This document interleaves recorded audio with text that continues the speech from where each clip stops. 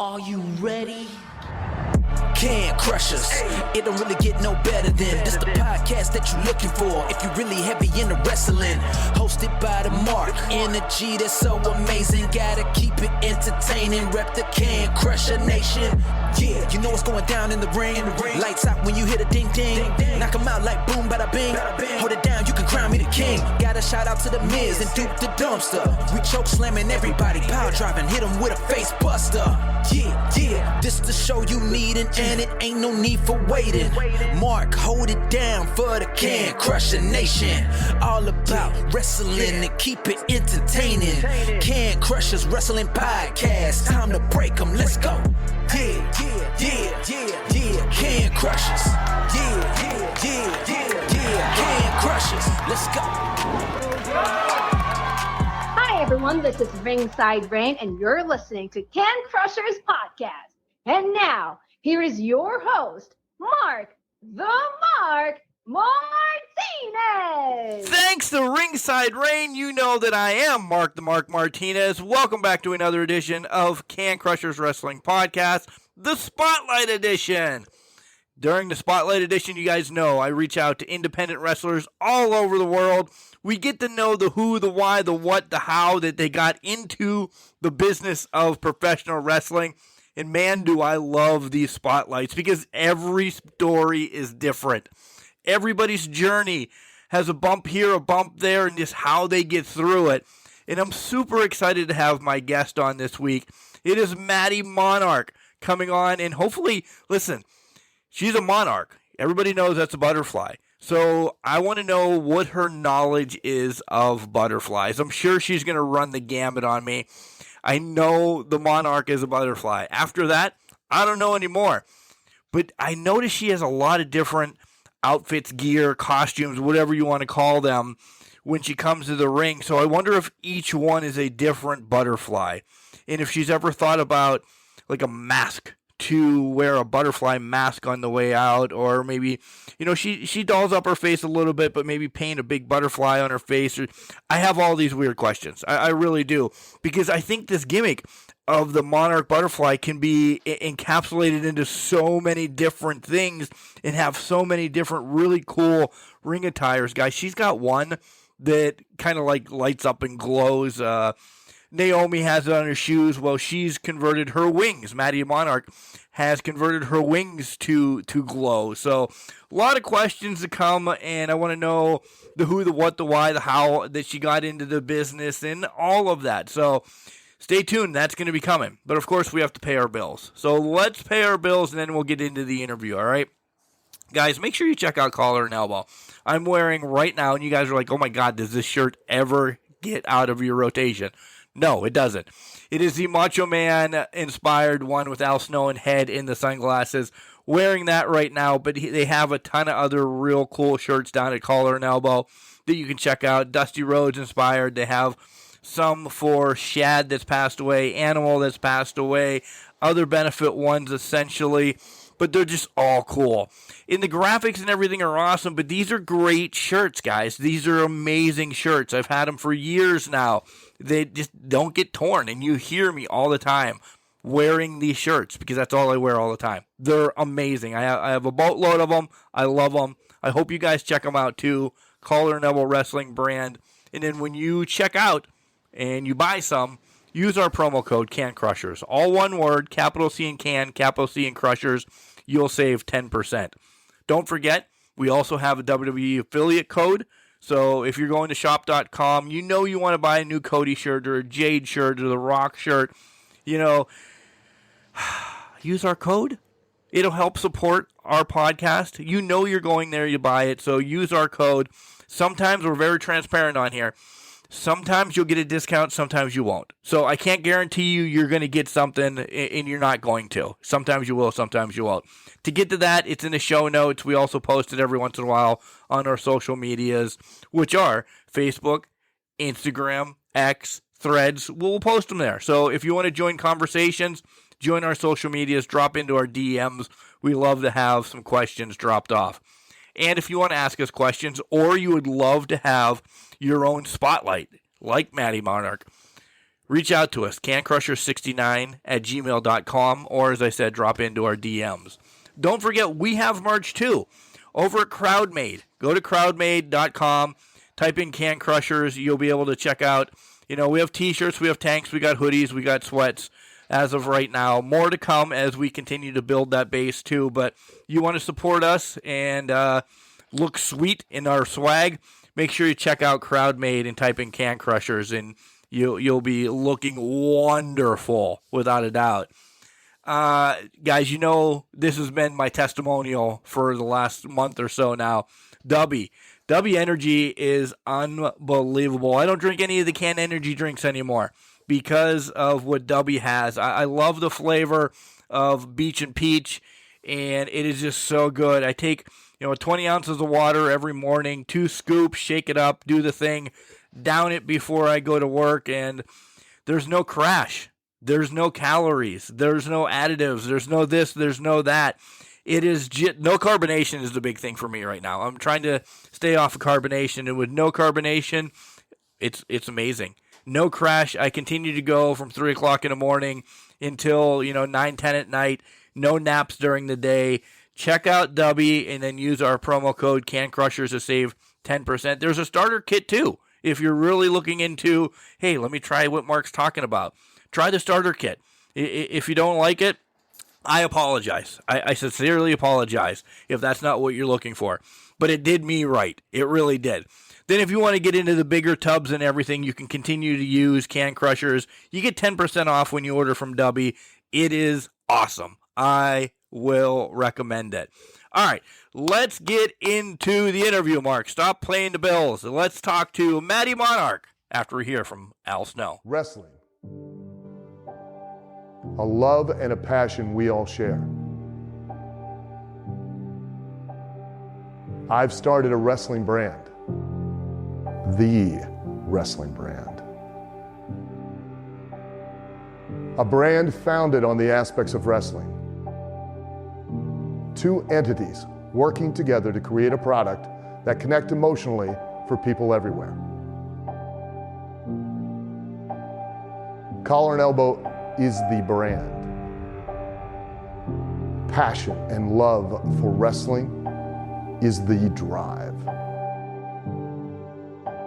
I am Al Snow, and this is Collar and Elbow, the wrestling brand. Yo, this is Slim 7. You're listening to Can Crushers podcast, and I just had a whole conversation with this guy. He's kind of a mark, but I love him. We had a great talk. Make sure you continue listening to this guy and follow my stuff as well.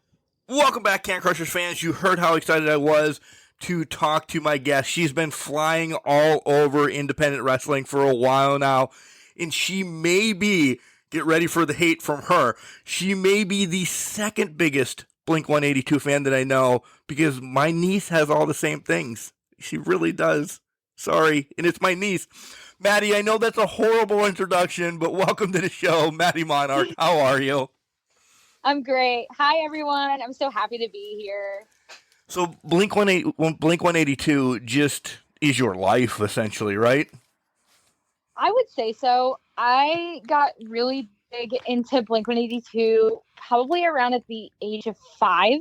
And it wasn't because I found them. It was actually because of my older sister. We are 11 years apart in age. We actually share the same birthday. Oh, that's awesome. She introduced me to them, and I actually got my first Blink-182 t-shirt from her, and it's been a downward spiral ever since. So all-time favorite song? All-time favorite song for me would have to be Always. I would have to say Always. Okay. Good. And I'm sorry I backhanded you there. You probably are bigger than my niece. There are actually a few people in independent wrestling as of right now who actually love to argue the fact that they are the biggest Blink-182 fan. So this is not my first rodeo with that. It's crazy how many, because listen, there's music of all types. And this, of course, this is a wrestling show that we'll get there, but a lot of independent wrestlers use it as themes, use it as just hype music, and it's cool because you don't see a lot of Sinatra used or country used. It's Blink. Everybody uses Blink on every show, at least around here too. Oh yeah, I think that something that like I really enjoyed about it was I heard a lot of people use it for, theme music or, for wrestling shows, like when they would open up a show or like during intermission, they would play like a random playlist and it would be part of it. And I realized that Blink-182 is probably everywhere that I go. So when I decided to use all the small things, it was kind of a battle because there was quite a few people that I knew that were using Blink-182 as their theme music. And one really, really big example is Billy Starks. Billy Starks uses Aliens Exist. And when I started using all the small things, there was a lot of talk about that. Like, don't you know that Billy uses Aliens Exist? I'm like, well, yeah, they're two really, really good songs. So, I mean, I guess the fans are getting two really, really good songs that they can follow and listen to. Yeah, and you're getting a Blink concert at it, especially if Billy and you are in the same show, right? That's perfect. Yeah. And we actually just had a match together October of last year. So they got two really good songs back to back. So it was awesome. Okay, let's kind of do a little bit of the rewind. Like when you were a little Monarch, a little Butterfly. I know there's different personas of you, but we'll stay with the Monarch. Who introduced you to professional wrestling? Mom, Dad, Uncle Joe, Aunt Sally? Like, how'd you find this crazy sport? So a lot of people who are in professional wrestling would say, I've been watching wrestling since I was little, or I used to watch it with my dad or my uncle or my grandpa. I was entirely different. And the reason I say that is because when I was a kid, I had a childhood best friend named Abby, and she introduced me to my other childhood best friend named Gracie. And Gracie was really big into the WWE. And I want to say when I was in third grade, I came over to her house and she was like, hey, like, we're going to sit down and like watch WWE. And like, she loved the Hardy Boys and she had everything like Jeff Hardy related. She had the necklace, like the whole nine. And at first I really wasn't really interested like people would think. So that's probably a lot of people probably at this moment are probably like, oh, no way. But then I got into high school and I had moved to a completely different state. I moved from Dayton, Ohio to a really, really small town outside of St. Louis, Missouri, in Illinois called Basalto. And I got into high school and befriended a couple of people. And one of them happened to be this guy named Christian Stodder. He's a professional wrestler, also named Chris Exodus. And we were just friends at first. And then we started, expressing feelings and like wanting to date and things like that. And we started really getting to know each other. And he was like, like, I know we've been on a couple of dates, but I want to show you what I do for fun, like outside of high school and like, things like that. I was like, okay, like, sure. So we got in the car and we drove to his friend's house.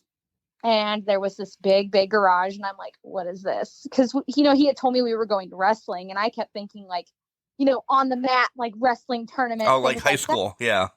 Yeah. And I walked into the garage and there's a wrestling ring. And I was like, oh my God, I think I need to go home. Like I was not really expecting that.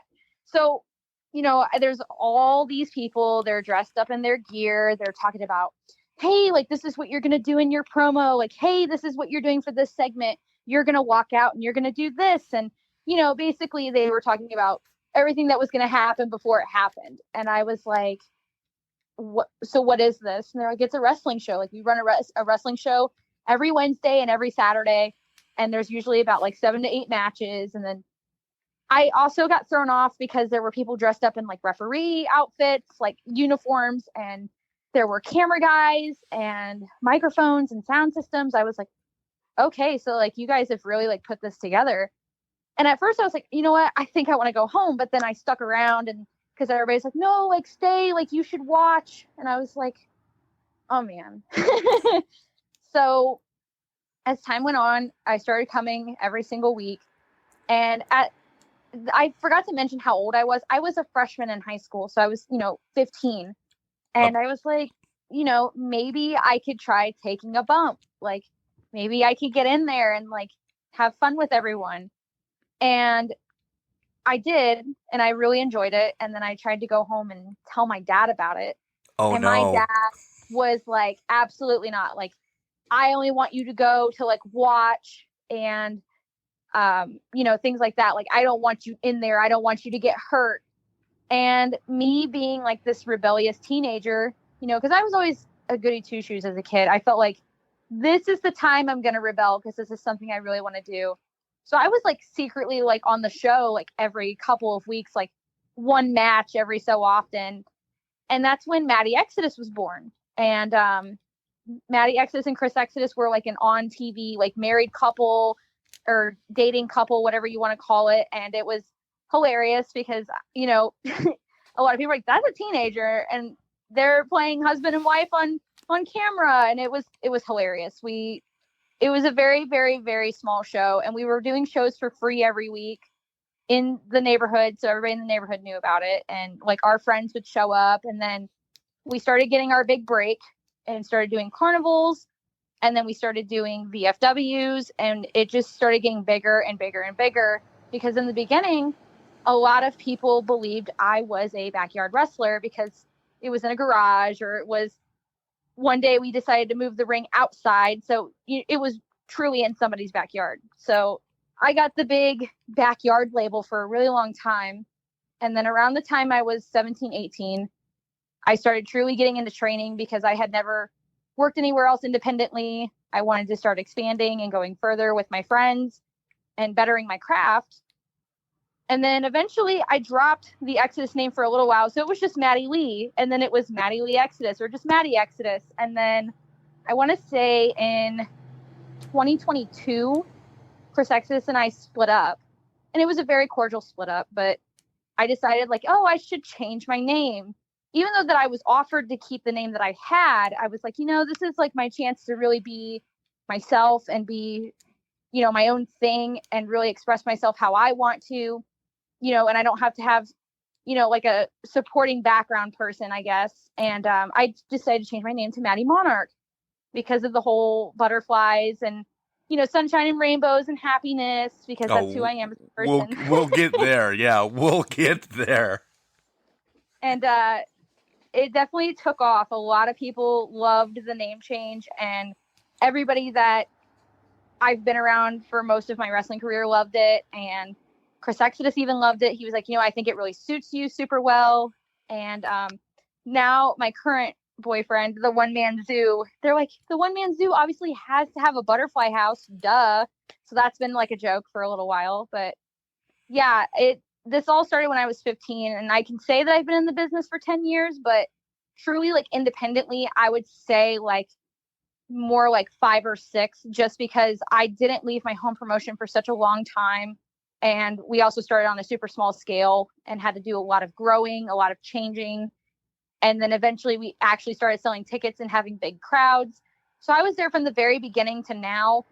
And then last year I was appointed as a founding mother for my home promotion, since I've been there since the very beginning, which was really, really awesome for me, just because of how much time and work and effort I've helped with the company, and watching everybody grow and change as people and turn into really awesome human beings in the independent scene. Like it was probably like one of the best parts of my career, honestly. Cause like, I remember like looking at myself and being like, man, I was a teenager once, like in here with all these people. And here I am now as a 24-year-old adult. And so much has changed in my wrestling career. It's insane.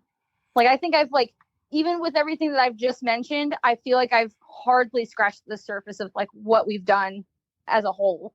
Oh, yeah. And you're still, this isn't a backhanded compliment or anything, you're still a baby in wrestling. If you want to say train for 5 years and then the other 5 years, I'm not saying playing, because I respect what you did and do and all of that. But, continuing to grow, even those 5 years prior to the training, essentially, that you're saying, you're learning something, you're taking the bumps, you're weathered in all of that. But you are still a baby in the business. 10 years. There's people that are out on the independent circuit for 30 that have never sniffed anything. Oh, yeah. So. Yeah, and the other thing too is like even I will even go back to like, and I'm sure that everybody can like attest and like agree to this, is like they can go back and watch their old matches and they like cringe, or like they kind of just have that moment where they were just like, what was that? That was definitely me for a couple of years where I'm just like, oh, what was I doing? And I'm very, very happy with all the progress I'm making, and like I'm still learning and I'm still traveling and meeting all kinds of new friends, and it's been great. Like I feel like this year has been really promising so far. Like I thought like last year so much had happened, like what more could happen, and like this year has definitely put me to the test. It's like, hey, I'll do you one better. Right? Yeah. So much to unpack in that whole thing. Once Dad finds out, because listen, a 17-year-old son upstairs, this, that, and the other thing. Once Dad finds out that you're actually on the card, does he come? Does he give you well wishes? How does he feel about it now, and all of that? That was like so we had a show booked at a local, it was like a really, really big park. It was a big sports complex, and it was, during the summer. And the show, that the promotion I'm talking about is Cottage Hills Wrestling Alliance. And we used to go live on Facebook and broadcast our matches from there, depending on like what show it was. And then sometimes we would videotape them and then put them up on YouTube as like a weekly show thing. And when the show went live on Facebook, I think that's where my dad saw it, was because fans were taking pictures. They were tagging my Facebook page, because I didn't have a separate wrestling Facebook at that time. And, that following Monday, because this was a Saturday show, Sunday, it didn't get brought up. But Monday on the way to school, he's driving me to school, and he's like, hey, like, how was your match on Saturday? And I was like, what are you talking about? Like trying to play dumb. And he's like, I saw pictures. Listen, like if you're happy, like that's what I care about. Like just for the love of God, please do not get hurt. Like try to be safe and protect each other, things like that.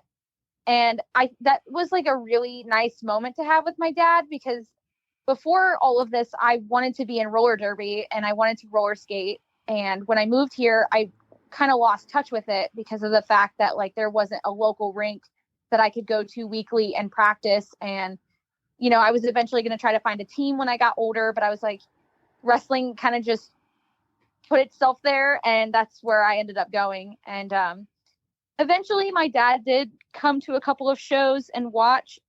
But the first show that he showed up to, I actually was not booked. Aw, boo. But he enjoyed it. And then I want to say 2021, April of 2021, a little after COVID, things started opening back up again. And I was back on a show, and it was for a women's championship. And it was a fatal 4-way. And my dad was in the crowd. And I remember going out there and thinking like, oh my gosh, my dad is going to have like his normal, like stern, like straight face, like stare. But as I was out there and having all these jitters, because like not only did my dad come, my younger brother came, my uncle came, my aunt came, like some friends of theirs showed up, and I'm just like, my legs are shaking. My whole body is shaking. Like the emotions are wanting to erupt out of me, because I'm like, please don't screw this up for everyone. So then the next thing I know is like I turned my back away from him to get the other side of the crowd going, and I heard him behind me. And I think that was a very big moment, because I turned around in a state of shock, and I was like, oh my God, that's my dad. That's my dad that's doing that. Like, that's my dad out there, like screaming his head off like that. And he did that the whole way through. And then being able to win that match at the end for the women's title, I think that was just the icing on the cake for me. You just gave me chills right now. Like, I could just picture that. Yeah, sorry, go ahead. And then I had a booking for a women's championship in Ohio for Extreme Valley Wrestling. And I was against Juniper Gates and Ari Alexander, they're amazing workers themselves. Juniper's been on the show. Love Juniper. I love Juniper. Juniper is so sweet. And Juniper, I actually went over on Juniper for the belt. And, I told my dad, I was like, hey, like I have this show in Ohio. And he was like, oh, like that weekend I'm actually going to Ohio. So like, why don't you just ride with me? And like, so his girlfriend, my brother and myself, we all loaded up in the car and went, and he actually paid for tickets to get in. Like he paid for like an actual like personal booth for them to sit in. And, he brought other people, with him. So like, it was a huge thing. And, I don't think XVW was expecting a very large fan base for me to show up. And I wasn't expecting it myself, because I was like, oh, maybe like my mom and my dad and my brother will come. But like, come to find out, the girl that introduced me to professional wrestling and watching it on TV, Gracie, actually showed up. And she had never been to shows before. Like, she had seen me on YouTube, she had seen it on Facebook, and she actually showed up. And I was like, oh my God, like I haven't seen you in years. And she was like, I would have not missed this for the freaking world. Like, if I had to pick a favorite wrestler, it would be you. Like, now it's you.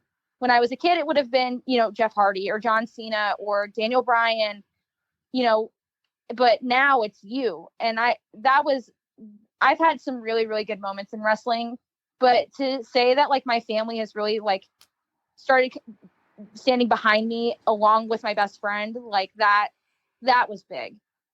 These are all feel-good stories. Listen, as a 46-year-old dad, to hear, you talking about this family, because, listen, sometimes family gets broken in professional wrestling. It's a rough sport, right? It is a rough sport to keep a family, but to have them have your back, we don't get a lot of these talks. This is awesome. I love you and your family. I really do.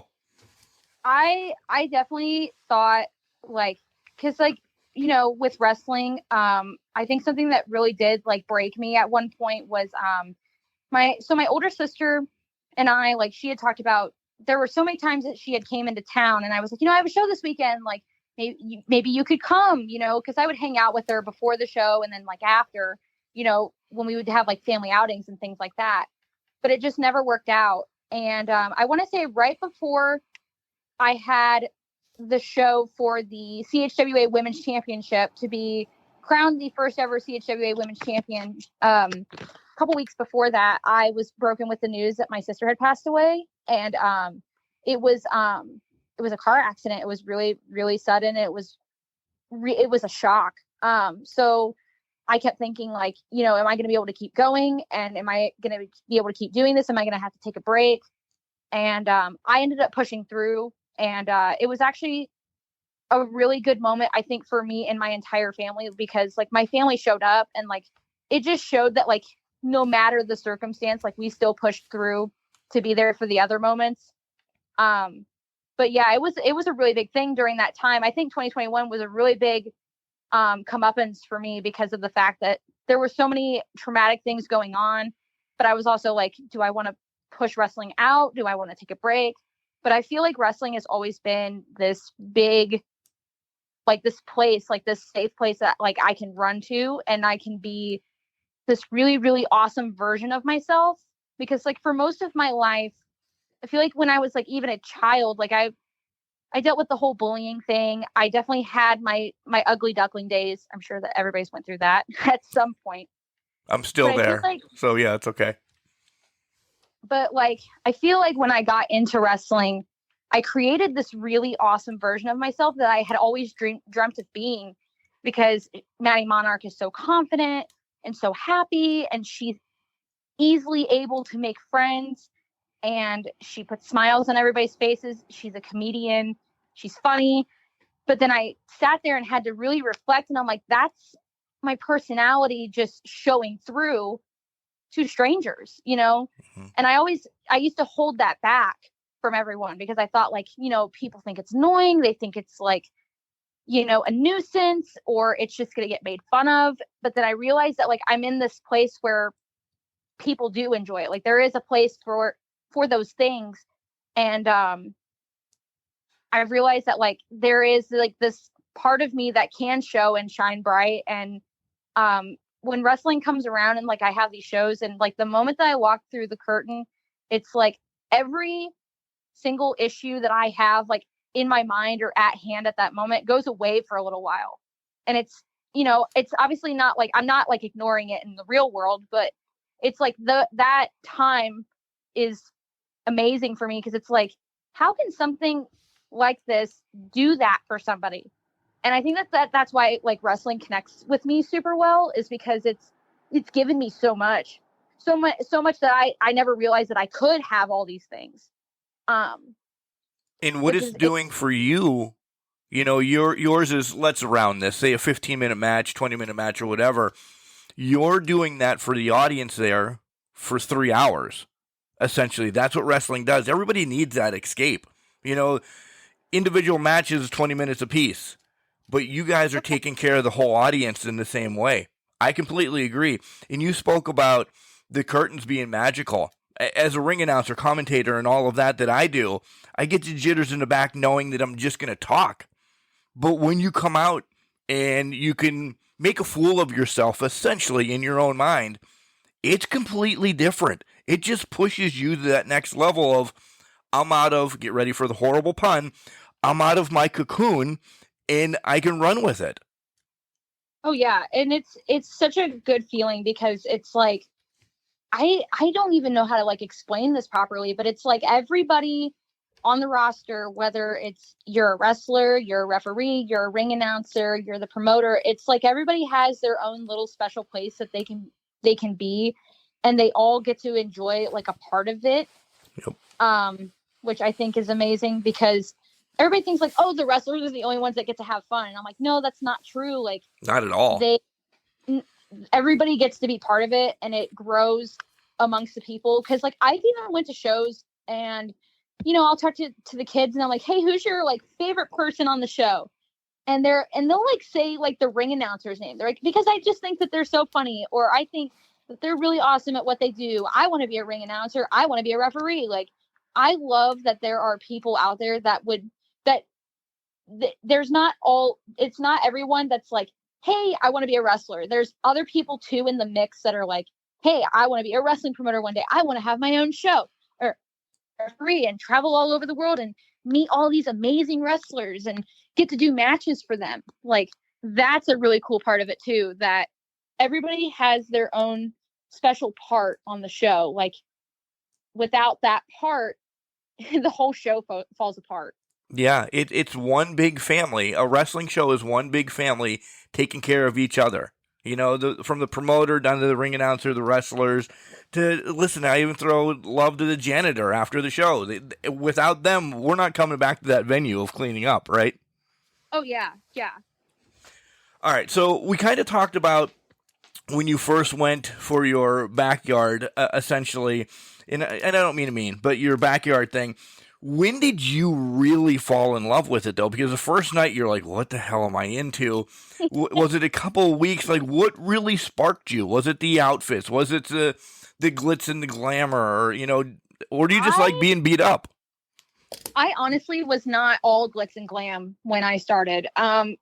Because from being Madi Monarch, Madi Exodus was a very like rough cut, like super punk. Like, I wore Vans as wrestling shoes, and I wore basketball shorts starting out because I didn't have gear. But then moving forward, I started wearing leather jackets and like leather pants. And then that changed into Galaxy and Stars and, things like that. And then eventually I kind of found Madi Monarch along the way, but I had help.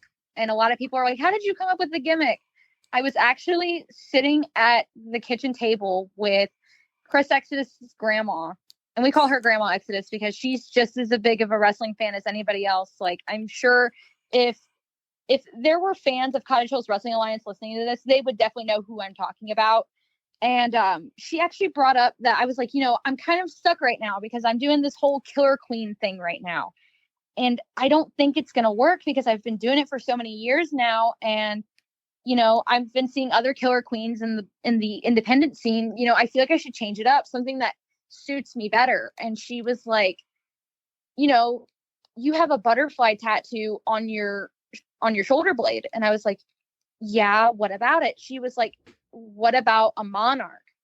Monarchs are butterflies, but they're also what? And I was like, rulers, leaders, people that the entire community looks up to. And she was like, exactly. You know, you can still somewhat keep that killer queen in there with the little Easter egg of being the monarch. So I started buying butterfly wings and getting butterfly gear and just running with it. And it has truly, no pun intended, taken flight. And it's stuck. And I ended up falling in love with it because everything that I have now is butterfly related, and it's something that I really enjoy. And I think that's where I started getting all the glitz and the glam, was having these really pretty butterfly wings. And I even had light up butterfly wings. And then Those were amazing, by the way. thank you. And then I decided that, you know, being the monarch, you know, a monarch is a butterfly, yes, but there's different butterflies that I could go based off of. So I have gear based off of a swallowtail butterfly. I have blue butterfly wings. I have the emerald butterfly, and then just the regular monarch. But it's just gradually growing, and it's getting so much better. And like, I actually have new gear coming this week too that I will be debuting very soon. But I've definitely expanded the wardrobe thanks to being the monarch, because I started looking up other butterflies and like what colors they come in. I think my favorite set of gear as of right now is my green gear. And I believe it's my profile picture on Facebook and YouTube, but it's got like this hypnotic like material on the front. And there's actually a butterfly that looks just like that. And it camouflages with its environment to hide away from like predators. But it was the coolest thing ever, because I'm like, I could look up hundreds of butterflies and have hundreds of sets of gear, and I could run with this forever. Plus, I also feel like a lot of people are like, oh, butterflies are frail and small and they have a short lifespan. And it's like, hey, if it's a short lifespan, I'm here for a good time to make an impact, not, you know, for a long time to make no impact at all. And yeah, that's definitely where the glitz and glam came in. But back then, I definitely was not about, you know, doing makeup and having really pretty hair. I was just all natural and wearing leather, and I even wore knee-high Converse at one point, which was absolutely insane. This is where I'm gonna pause for a second, where I'm gonna ask you who Madi is, and I mean Madi now. Okay, I have 3 wrestlers, and I've watched you transition, but I think you still hold some of these 3 with you essentially all the time. You have Alexis Bliss, because you're a Spitfire, you're, 4'9", 5 foot, whatever you want to call yourself. So you got that whole spiteful thing going. I did see those Converse high boots and everything. So I kind of threw AJ Lee in there because I see some of the moveset of AJ Lee, and I'll go back when you were Exodus. You got that kind of punk thing, but you also got a lot of Liv Morgan, because you're gutless in the ring, where you'll just throw yourself willy-nilly everywhere. Do you put those 3 as, gals that you would look up to? Oh, yeah, definitely. I mean, when I first started out, I think I really, really looked up to AJ. That's who I loved the most. And then seeing Alexa and seeing her size really put hope in my heart for people who were much smaller, because I'm, 4'9" in the independent business. So a lot of people, when they meet me in person, they're like, oh, I thought you were a lot taller in person. Alexa definitely gave me a lot of hope that people our size can and will be a part of wrestling in some kind of way.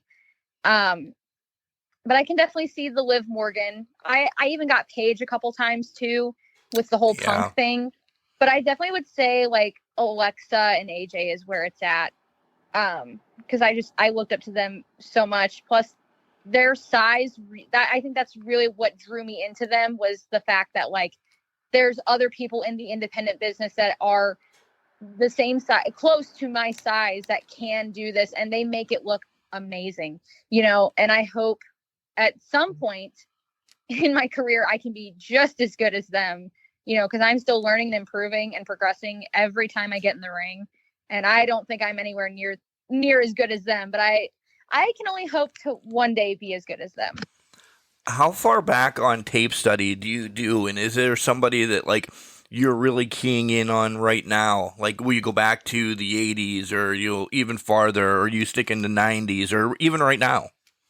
I think I really stick close to like the 90s and the 2000s. And I think it's because of the fact, because I was like, I would definitely love to go further back, but I want to say like the 90s and 2000s is really where I stuck because of the fact of my older siblings. My older brother told me that, he used to watch wrestling and he would spitball all these names at me when I first started wrestling. And I was like, okay, I guess I need to really like study and know who these people are. And he was like, yeah, because I mean, if you're going to do this, like, you need to know. And I realized how much the world has changed in wrestling just because of the fact, like, I'll watch videos of like Hulk Hogan and Ric Flair. And, even when Charlotte Flair was in really, really small cameos back in the day, like there used to be wrestling videos that I would watch of matches. And then I would watch like cameos and promos and all these things. And I was like, oh my gosh. But I started really getting into Shimmer and watching a lot of Shimmer. The Amazing Kong and like Mischief and Daisy Hayes, like, because I got to meet Mischief in person. I want to say about 2 years ago for the first time. And she was just there, just watching the show. Like, she hasn't wrestled in a long time. She's been retired. And she gave me some pointers, and she started spitting a bunch of names at me of like, hey, you should watch this and watch this and watch this. And I just started like falling into this spiral of like watching a lot of Shimmer and watching these women and like how they would dress, how they would talk, how they would walk, and how they would interact with fans. Because for a while there, I used to be a relatively quiet person when I did entrances, and then also interacting with the crowd, like in the ring. I kind of lacked for a while, and I was like, how do they do it? So, and I also was wrestling with a lot of women who were a lot bigger than me. So I would watch like Mischief versus Amazing Kong. And then a lot of people said that I reminded them a small bit of Daisy Hayes. And they were like, watch her. There's a lot of things that she does with a lot of bigger people that you could probably take from, and that's just how it went. And then I loved when Shotzi Blackheart, before she was in NXT and like WWE and things like that, I loved when she was in the independent scene. Yeah. I watch a lot of independent wrestling. A lot of people ask me if I watch like WWE or AEW or things like that. And I try to, but I love just watching other independent companies that are on IWTV. I also loved watching WOW and OVW, things like that, just to see who's really coming up in the independent scene. Like Ari Alexander, she is amazing. Yeah, and I love watching her work on OVW and anywhere else that she may be.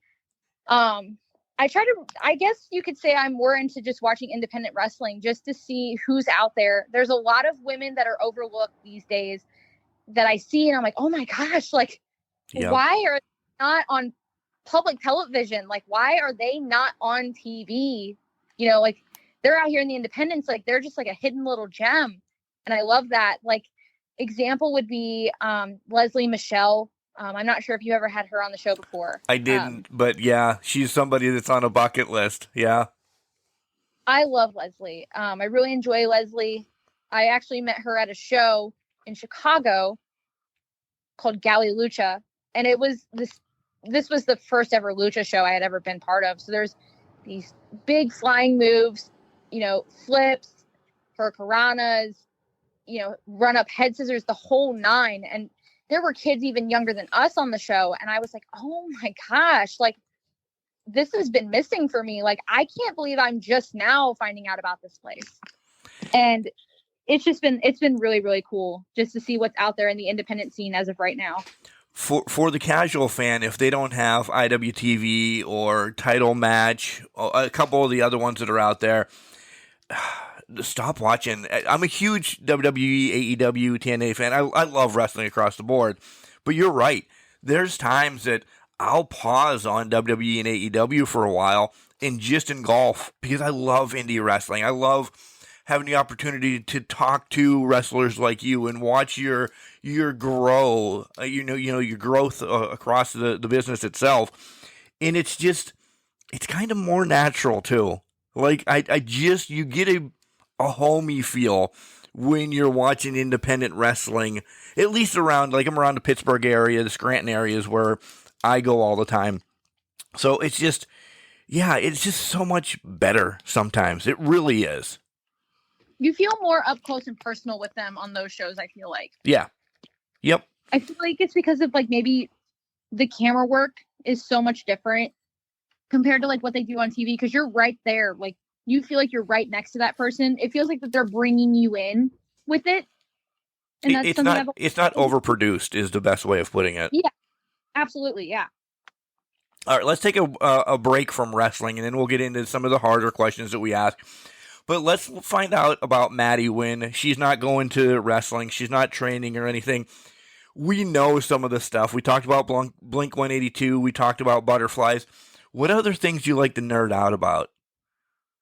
So I guess this is like something that a lot of people don't know about me, but I do attend like Comic-Cons. I'm actually planning to attend Planet Comic-Con in Kansas City, Missouri in March of this year. So I do dabble a little bit in cosplay. I have made my own cosplays before. I'm learning how to sew. So I'm hoping that I can start making my own wrestling gear. Oh, you'll be saving yourself so much money too. Yeah, and I'm also making my own custom jean jackets as of right now. I actually upcycle, so I do a lot of shopping at Goodwill, and I will buy a jean jacket that looks like it's, still in pretty good condition, bring it home, bleach it, dye it a different color, and then design it with different logos and things. As of right now, I'm actually learning how to make homemade patches by upcycling old material. And I'm also hoping to possibly sell some of these things in the future once I get to a point where I feel confident enough to like post it on like possibly like an Etsy account, or maybe sell it at my merch table, things like that. Because I think that would be really cool for a fan to take home a personal item or piece of clothing that a wrestler took time out of their day to make. Oh yeah, I want to be first in line. Yeah, that's awesome. It's been super fun. I actually will have to send over pictures of what I've done so far. It's really small things, but it's definitely something better than nothing. And then I guess I've recently been trying to get into like owning like a book collection. So I have like one of like the Coraline books, Perks of Being a Wallflower. I do have some like graphic novels, like comics, things of that nature. And I'm also a very, very, very big Beatles fan. So a lot of people get thrown off by that. They're like, you're a Blink-182 fan, but you love the Beatles. And I'm like, absolutely. So I always love throwing people into a whirlwind with that. And then other than that, I would also say like getting tattoos and getting a hair appointment every couple of months and changing up my hair. That's probably another thing that I love to do. And then I also love doing photography, which I haven't been able to do as much as I would like to this year, but I do own a camera and I do my own pictures sometimes, which is helpful because sometimes someone will reach out and say, hey, I need a promo pic. And I'm like, I probably should get updated ones. Maybe I could do them myself. Favorite tattoo? Trust me, I love tattoos too as well. I have a wrestling sleeve, essentially, of like my favorite wrestlers and their logos and everything. What's your favorite tattoo that you have? I would say my Blink-182 tattoo for sure, because I got it on my 23rd birthday because my entire theme for my party was nobody likes you when you're 23. So, yep. Yeah. I get it. All right, let's do some silly questions. Your first one is from D.L. Hartley. This is D.L. Hartley, big boy from the big country, Mr. 325 from the 325, asking you this question. What is your favorite flavor of wings, and how do you like them? Ooh, okay. I would say my favorite kind of wings would be flats only with either like mild buffalo sauce. It has to have ranch with it. I don't like eating wings without ranch. I think, do you like blue cheese? No, I hate blue cheese. My dad loves blue cheese, but I've never been a fan of blue cheese, like, ever. And flats only. Why flats only? They're easier to like break apart. Oh, clearly. All right. I thought it was going to be, the meat's tender, but all right. That's a great wing, by the way. If you weren't a butterfly, this has to be a question you get all the time. If you weren't a butterfly, what animal would you be? An otter. I actually have an entire otter collection that I'm I'm sorry. An otter. It's such an out of left field thing. So a lot of people have actually asked me this, and I said an otter, and they were like, those are two completely different things. And I'm like, yeah, they're just water puppies. I just love my water puppies. So I was waiting for like an eagle or like something like big. No, it's definitely an otter. It's a water puppy. I love it. Good for you. If you could only eat one thing the rest of your life, what would it be? Oh, that's hard. So it's like stuck between two things. I would say fettuccine alfredo, because it's been my like favorite food since I was a kid, or sushi, just because it comes in different variations. Do you ever get full on sushi though? That's my only qualm with it. I love sushi, but I never get full on it. I don't ever get full off of it. I would love to find somewhere that does like big plates of sushi that like you could just order instead of like those little itty bitty plates that has like 2 rows of like sushi. Yeah. I would love to find somewhere that would do like a big plate just to see how many I could truly like sit down and eat. Because I honestly, like, every time I've went out for sushi, I'm like, I should have ordered more, honestly. I know, but then you feel like a glutton. You're like, hey, can I have another whole order of what I just had? And they're like, oh my God, yeah. you're little. How are you putting this much in? Yeah, because then you want to order more, and then it just makes your bill go up because it's so expensive. Have you travel a lot? You're a professional wrestler. You travel a lot. Do you eat gas station sushi? No, because the one time that I really thought I was going to cave and do it, I got told no. So I was actually with my parents, with my dad and his girlfriend and my brother. We went to a gas station. I was like, oh, look, they have sushi. Like, I might buy it. And my brother was like, don't you dare do it. Don't you dare. Smart man. And I was like, why? Like, what could be so wrong with gas station sushi? So he went and told on, and I was like, what's so wrong about that? And he told my parents, and they were like, you're not allowed. And I was like, that's not fair. Yeah, that's instant trip to the hospital to have your stomach pumped. You don't know how long, first and foremost, you don't know how long it's been sitting on that counter that they're selling it. And 2, where did it come from? Like, how long has it been sitting in a warehouse someplace?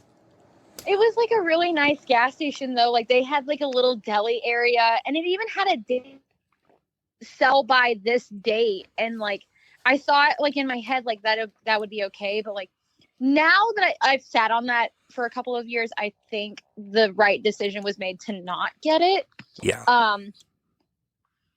But fortunately for me, unfortunately for my wallet, a sushi place just opened up right next to my house. Oh no. Oh no. So sometimes I venture over there when I have a sushi craving, but I really want to try salmon sashimi, but I have yet to try it because I don't know, something about it. It sounds good, but part of me is like, I don't know if it's going to be cooked enough. Like, what if it's not? Like, what if I get sick? What if I like take a bite and I hate it? And then you're throwing away $25 because that's how expensive it is. Yeah. I get it. Please don't. I don't care how nice the gas station is. Just please, Maddie, do not eat gas station sushi. I don't care if it's Sheetz or it's a Wawa or any of the ones you have out there in Illinois. Do not do it. What's your favorite guilty pleasure that you're going to release here on Can Crushers and you have not told anybody? Guilty pleasure? Oh gosh. Honestly, Is it is it like a show or is it something? I set this up kind of for myself to ask you a follow-up question. Honestly, so like a guilty pleasure of mine as of right now, like my favorite thing to do is there is a new TV show on Amazon Prime. It's a cartoon. It's called Has Been Hotel. It is a show for like people who are 18 and up because it does have some like vulgar language in it and things like that. But I love to watch it and sit down and have Dairy Queen with it. So I always love ordering my Royal New York Cheesecake Blizzard and sitting down watching that. That's like my favorite thing to do as of right now. First and foremost, I need to watch this Has Been Hotel. That sounds amazing. 2, that's the same Blizzard that I get. Cheesecake Blizzards, yes, let's go to town. Because I wanted to ask you, do you watch anything stupid like, and this is where I'm throwing myself under the bus, like the Love is Blind, any reality show like that? Oh, I actually, okay, so this was for a short period. I don't watch it anymore, but I did watch Farmer Wants a Wife just because I thought like, I feel like it would be something I could laugh at the fact that like somebody paid money to have this show like aired on TV. And obviously it's like Love Island where somebody's like searching for love. But in this case, it's a farmer and he wants a woman to come live with him on his farm. And I'm just like, I wanted to watch the show and I watched a couple of episodes and I was like, like, I don't really care for it. I did laugh a couple times, but I did get a little annoyed because I'm like, where are the animals? Like, where is the farm that we're talking about? Like, I think that's the part that really like drove me crazy. I'm like, there's no animals. There's no farm. Yeah, there's no farm in LA where they're shooting it. Yeah. Yeah. So I was like, okay, I'm done watching this. I brought up because I dabbled with Love is Blind, and I didn't know if that's something you did. They're so toxic, and they're just so exactly what you said. I just laugh at it. I'm like, how are people, even staged, doing these so oblivious to everything they're doing? It is crazy. So that's my guilty pleasure right now, Love is Blind. And I'm stuck in a hole right now. All right. I know that this isn't on air anymore, but I also love watching Kitchen Nightmares. Oh, you can find them, yeah. Yeah, like it's on, there's full episodes of it on YouTube. So that's where sometimes I'll sit down to eat my lunch and I'm like, you know what? I'm going to watch Kitchen Nightmares while I eat. Nice. All right, back to some more serious questions. What's the best advice that you've gotten, either like in the ring, in a seminar, like behind the curtain for professional wrestling? The first time that like I took advice and really like, I've always taken every piece of advice that I've gotten very seriously, but I think something that really impacted me was I was very nervous on this show that I'm part of called St. Louis Anarchy. And it was like, my first time ever being like taped for IWTV and things like that.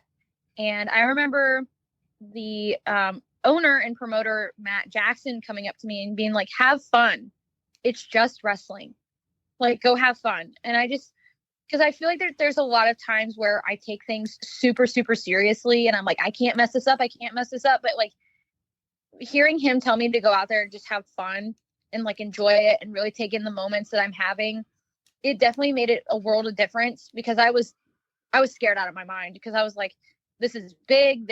It's a full house. Like I cannot go out there and have a hiccup or a mess up, or I can't like trip and stumble on my words if I decide to speak or say anything. And he was just like, go out there and have fun, like enjoy yourself. So I think that's what everybody should remember, is that you should be enjoying what you're doing. Like, don't lose the fun aspect of everything. Yeah, I like that. That's in life, though, too. Like, we get too serious in life, so we should just, and I hate saying it like this, but YOLO, essentially. Just have fun with life and don't dwell on the little things, right? I think another piece of advice that I could say, too, is, like, don't get too busy making a living that you forget to make a life. Yes. I feel like, because I've, told myself that like there's times where something will be going on in my life that I really want to be part of that may never happen again. And I'm like, wrestling will always be here. Like these moments that I'm having right now, I should really treasure and cherish. So if there's ever a point in your life where you're caught in the in-between, definitely do what you think is best. And don't forget that, you have a life, and that making a living and working is not something that you should have to do forever at 25, 8, try to give yourself those moments to really enjoy it. Yeah, I love that. So wrestling, this is the hardest one you're going to get. Wrestling continues to change. Good, bad, ugly sometimes. If you could wave a wand over the whole wrestling world, what is one thing that really kind of like grinds your gears and you'd love to eliminate from the business itself? Honestly, I think something that I've really been dealing with as of recent is I've been having fans like come up to me and they'll say like, women shouldn't wrestle men.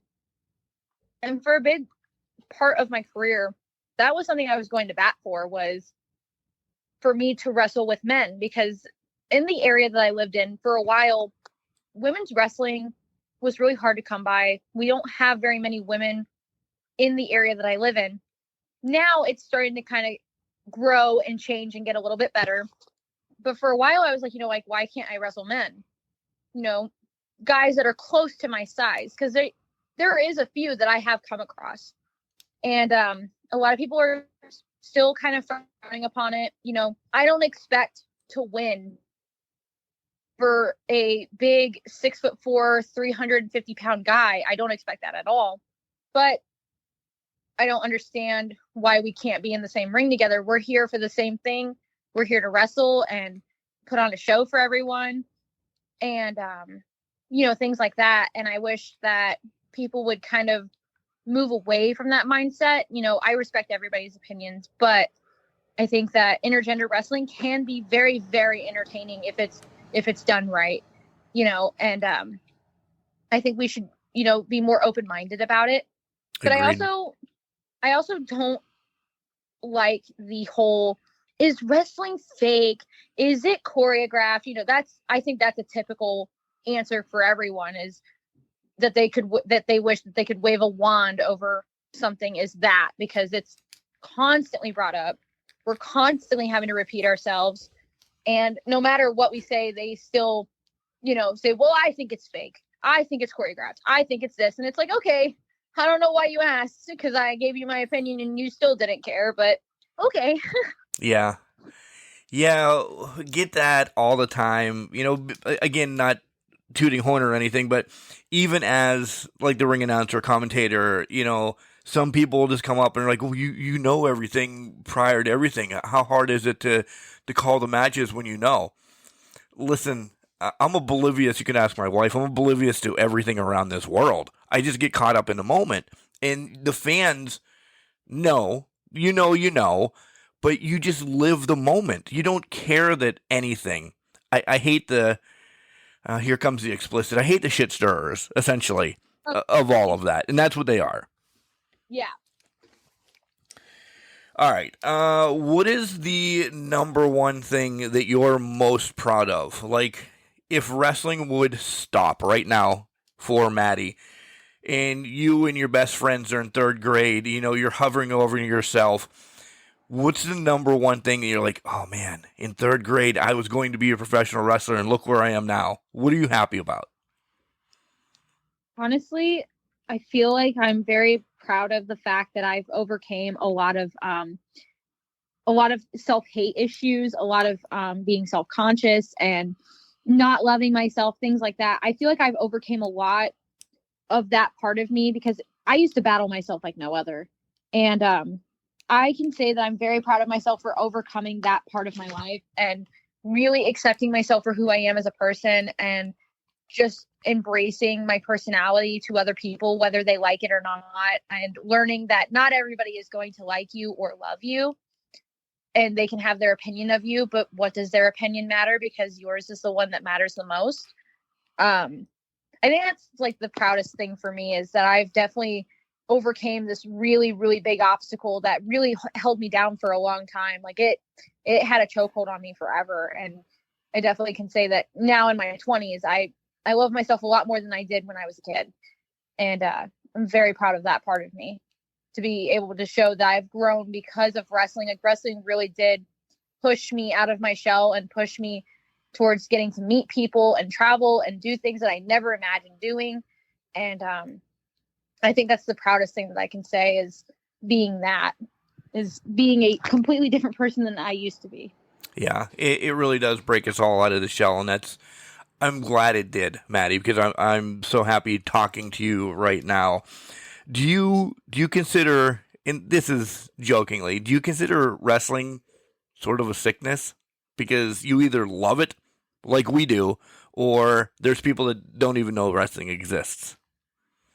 I definitely think it's a sickness because it's like once you get in, it's like I feel like you love it. There's days that you love it, other days you hate it, but then it just drags you and you love it all over again. Because it's definitely been a part of me for a long time. And there's been days where I've had this, had to sit back and wonder, like, when will the end come? Like, will I be in my 30s? Like, how long can my body truly handle doing something like this? And I keep telling myself, like, people will ask me, how long do you think you're going to wrestle for? And I tell them, I think I'm going to wrestle forever. But in the back of my mind, like, I know that day will eventually come. But I know as of right now, I'm definitely stuck where I'm at because I love what I'm doing right now. And I'm very happy with everything that I'm doing right now. It's somehow or another, it just grabs you in a way. And it holds you there for a long time. And it's like, you can't break away from it no matter how hard you try, because it pulls you right back in. In the best ways, we're speaking. In the best ways. Before everybody's like, well, just get out. We're not being that crazy. Yeah, it's in the best ways. Oh, yeah. What are a couple more questions, and I want to give you your time to give us socials and all of that. What are your goals for 2024?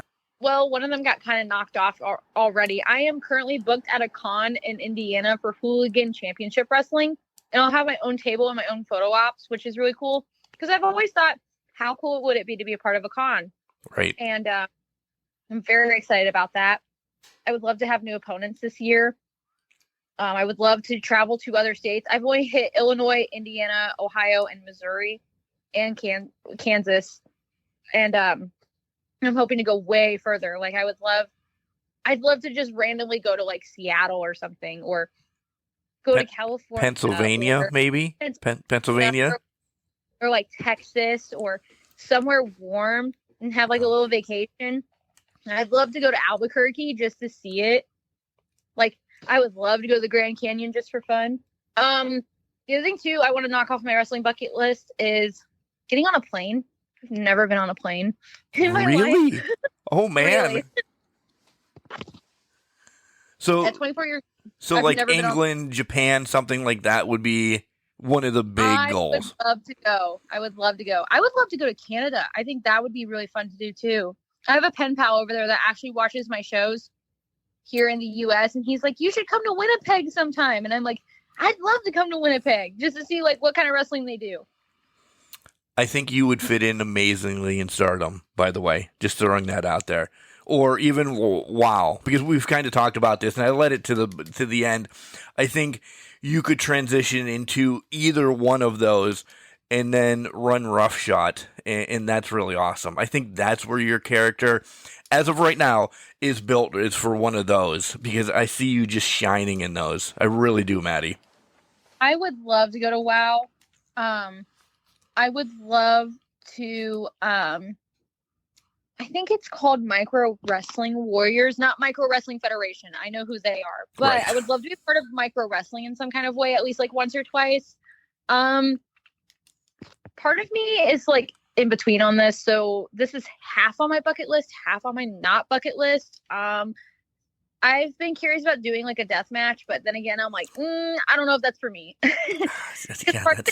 You should put your both feet in the non-bucket list for that. Not that I hate it. It's just not for everybody. It's not. Absolutely, it's not for everybody. That's why I think part of me is like intrigued, but then the other part of me is like, let's not and say we did, homie. Like, yeah. Let's not. Yeah, I like my face without scars and everything. I mean, at one point you had you took a Superman punch and you had a fat lip for about a week, right? Yeah, I did. Yeah, so let's keep the light bulbs and everything away from the butterfly. Oh Oh yeah, I wouldn't ever do light tubes. I don't think I could do light tubes. Like if I could avoid that completely in a match like that, sure, absolutely. But other than that, like I said, it's like my feet are really not in the water about it, but it's been pondered. It's been like, maybe, I don't know. So your pinky toes in. That's enough. Pull it back out. Like the temperature of the water. Like, is it really for me? I don't think so. I think another thing on my bucket list too is to try to start making my own gear. I would love to find a way to make mechanical wings for me, like wings that actually move when I wear them, so I don't actually have to like hold them for entrances. Like, I would love to make the Monarch more realistic. Would you ever get like a mask to wear as you come out, then kind of like Andrade wears his mask out, or that you clearly take off, but like I don't, this is going to be horrible, I don't know a lot about butterflies, but like a butterfly face essentially, and I thought about that too, and I'm like, I've definitely pondered that idea, like maybe I should get a mask. Like, how fun would that be? I would love to try it out once or twice. I don't know if I could wrestle in a mask. I've done it like once or twice in my career, maybe even more than that. And I know that those times when I did do it, I was like, oh, I can't breathe. So maybe just for entrances. Just for entrances, yeah. All right. And then, I think that's pretty much on my bucket list as of right now. Yeah, that's a great bucket list. I mean, listen, I know we've been saying, how long you've been in professional wrestling and everything, but Rome still wasn't built in a day. So knock off some new states, maybe, get OVW, a great organization that I could see you're right next door to OVW, essentially. You could just slide right down there. Yeah. All right. This is my favorite question. It really is, because I really want to know what you're going to tell me. Dream match. I want to know who your dream match is against anybody, living, dead. We'll bring them. We'll reincarnate them. The match, the stipulation, and where you want it to be. Ooh, I think I would just. Okay, so last year my dream match was to face Billy Starks, and I already did that. But I think now I would love to have a singles match with Smiley Kylie Ray. I think. I've watched a lot of her footage, and I follow her on Instagram, and I know that she just had a baby and she just came back to wrestling, but I would love to just have a singles match with her just to see how much fun it would be, because she seems like such a happy go lucky person. I feel like we would like really bounce off of each other. Yeah. I get that match. I love that. I haven't forgotten about Smiley Kylie. She's just been, just having a baby, just coming back right now. I kind of forgot. Yeah. You and Kylie Ray would rip it up. I think you really would. Do you want it any place special? Honestly, no. I would take it anywhere, honestly. Anywhere. If that means like opening the door to a new state, a new place, a new venue, a new company, like I'd be totally open for it. Okay, this is your time. Give us your socials, where you're going to be, how we can buy some of your merch, and maybe talk about your match on May 11th that you have coming up. It's kind of a big match. Oh, yeah. So I'm supposed to be working with Tiffany Nieves at Hooligan Championship Wrestling May 11th in Indiana at a con. My Instagram and my TikTok and my YouTube are all the same, which is Madi_Monarch. Every week, I am still trying to put out episodes on time, but I am currently doing a small little vlog show called Madi Monarch and her Superfly life, and I've been doing that every week, and it's been super fun. I should be getting this week's episode out either tonight or tomorrow, but it's been so much fun because I feel like people get to see other parts of my life without all of it being wrestling, so that'll be great. But yeah, you can find me everywhere as Madi_Monarch, and then my shirts are on ProWrestlingTees.com. If you just type in Madi Monarch into the search bar, that's where you can find it. Yeah, I've got two shirts out right now. I actually just released a new design last week, so might want to go check that out to see what it looks like, because I think it's really cool. It really is cool. It really is cool. My big thing is, and I know I'm going to strong arm you into this one, hopefully, you said you want new promos. Are we going to get 8x10s that, like, if somebody wants to DM you to get an 8x10 that's in Pennsylvania, that it's in Texas or something like that? Yes, I definitely can get 8x10s. I have a lot of old 8x10s as of right now from I think early or maybe late 2022 that I still have. And I still I have an entire folder of different 8x10s. So anything that you're interested in, if you want a new one, if you want an old one, if you want action shots, anything like that, I have all of that stuff. So just let me know. I've got all kinds of stuff. Awesome. And I've got now, I'm supposed to be getting new t-shirts ordered. So I will have actual physical t-shirts for sale at shows. I'm trying to get custom bracelets made right now too. With a big old butterfly on it? Yes, I want to. Nice. Maddie, did I forget anything else that you want to talk about real quick? I don't think so. I think we've covered quite a bit. We have. I think we've got.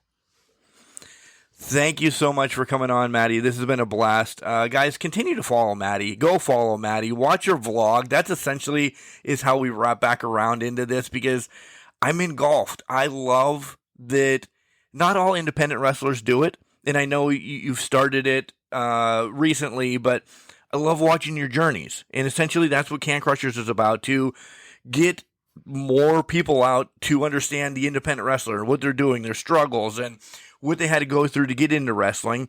And that's why we like working hand in hand. So follow Maddie. It's awesome. Thank you so much.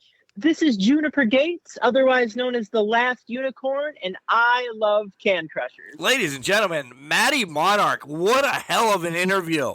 What a hell of an interview. She ran the gamut. She told us all about, and I said it during the podcast and everything, like her backyard era of wrestling and transitioning over into being the Monarch that we know, and what she's doing in professional wrestling right now. Man, she's got a great head on her shoulder. She really does. She understands, as I said in the interview again, Rome wasn't built in a day. Baby steps. Cross off some states here, some states there. What really gets me, though, and I like this, and I hope more wrestlers, especially independent wrestlers, are doing this, making your own gear. All of us aren't artsy-fartsy, but if you can learn to make your own gear, because wrestling is an expensive business, sport, entertainment, however you want to look at it, it's very expensive, especially if you're ordering and everything. I know this. So to make your own gear, you have that little bit more prestige. I love everything she's doing with it. Excuse me. And how about that? I was kind of right that she does the butterflies, and each one, I was enthralled in the conversation. As you heard, I was just sitting back listening, and I'm like, oh man, she's really giving me some knowledge of butterflies and how she transitions into each one. That's really cool. But my biggest thing, I so want wrestlers to do this. Like one-offs. Like she's going to make a jean jacket, doll it all up, and then sell it. Like not only, maybe she wears it to the ring one time, and then boom, now it's ring worn, made by Maddie, and it's just something really cool to have from your favorite wrestler, a wrestler you inspire to be, a wrestler that you want to see, go to Stardom, go to, Shimmer, go to WOW, go to one of the places they really want, and then you show up in it. If it's made for a fat guy like me, you would be like, hey, yeah, I'm here for Maddie, and I really like this. That's cool.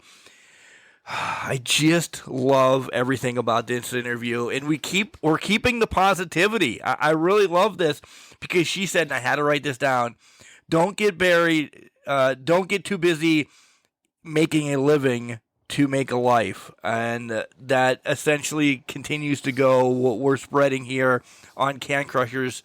Be you live your life, just live for that moment. This was another great interview. Listen, they're softballs, throwing them up, we're knocking them out of the park.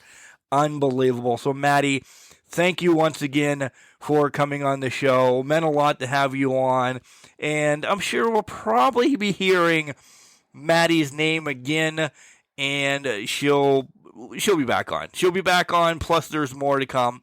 But right now, I'm going to watch Has Been Hotel. So, guys, make sure you tell your loved ones you love them, because you never know. Remember, just because you're trash doesn't mean you can't do great things. It's called the garbage can, not a garbage cannot.